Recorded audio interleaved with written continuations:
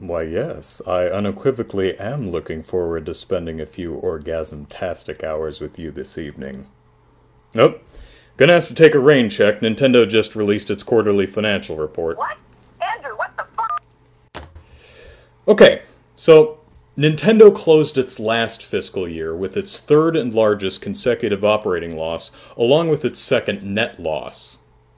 However, it confidently forecasted that it would end this fiscal year with an operating profit of 40 billion yen, a net profit of 20 billion yen, and an additional 3.6 million Wii U's sold.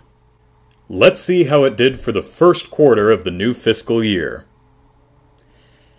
An operating loss of 9.4 billion yen and a net loss of 9.9 billion yen. Ugh. Well, that's certainly not starting off the year on the right foot. But, even though Nintendo performed even worse during this quarter than it did during the same period last year, it remains confident that it will end up profitable and as such has not revised its forecast for this fiscal year. Says Nintendo, "We expect to expand sales by releasing key titles and launching new products." But enough prognosticating. What happened during this quarter? The worldwide sales of the Wii U hardware and software were 0.51 million units and 4.39 units respectively, mainly due to a lack of other hit titles this quarter. Ooh, so much juicy stuff in a single sentence. Let's dig in. First, Nintendo sold an additional 510,000 Wii U's during quarter one.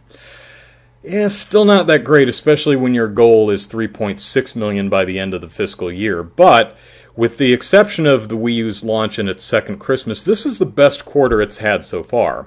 So it's heading in the right direction. Anyway, that brings the worldwide Wii U install base up to 6.68 million as of June 30th. Mario Kart 8 came out 1 month earlier on May 30th and sold 2.82 million copies. So not only do 42% of Wii U owners have Mario Kart 8, but that game makes up over half of the software sold during that quarter, despite only being available for the last 30 days. Pretty cool, huh? Of course, it's not like Mario Kart 8 had that much competition.